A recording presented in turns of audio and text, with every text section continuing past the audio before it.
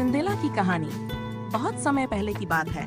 एक छोटे से गांव में एक सुंदर और दयालु लड़की सिंदेला रहती थी। उसकी माँ का देहांत हो गया था और उसके पिता ने दूसरी शादी कर ली थी। उसकी सौतेली माँ और दो सौतेली बहनें बहुत क्रूर थीं। वे सिंदेला से नौकरानी जैसा व्यवहार करतीं और उसे दिन भर काम करवातीं। सिंदेला की मुश्किलें।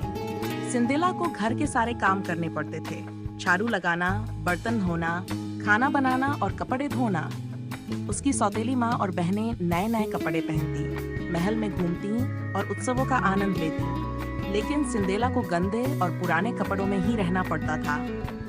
राजकुमार का महल और आमंत्रण।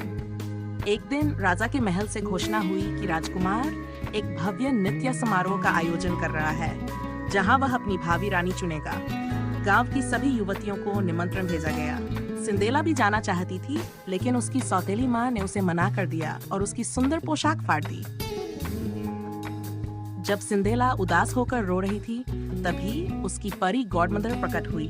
परी ने अपनी जादुई छड़ी घुमाई और सिंदेला को एक शानदार गाउन, कांच के जूते और एक सोने की गाड़ी प्रदान की। लेकिन एक शर्त थी, यह जादू आधी रात तक ही रहेगा। महल में नृत्य।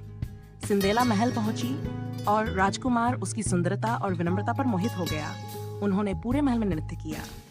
लेकिन जैसे ही घड़ी ने 12 बजाए, सिंदेला को याद आया कि जादू टूट जाएगा। वह जल्दी से बाहर भागी और भागते समय उसका एक कांच का जूता सीढ़ियों पर गिर गया। जूते की खोज। राजकुमार ने घोषणा की कि वह उसी लड़की से शादी करेगा जिसके पैर में यह कांच का जूता ठीक से आएगा। सभी युवतियों ने प्रयास किया, लेकिन जूता किसी को नहीं आया। जब सिंदेला की बारी आई तो जूता उसके पैरों में बिल्कुल फिट हुआ। सुखद अंत। राजकुमार ने सिंदेला से विवाह किया और उसे महल की रानी बनाया। उसकी सौतेली माँ और बहनों को उनके अत्याचारों के लिए दंड दिया गया।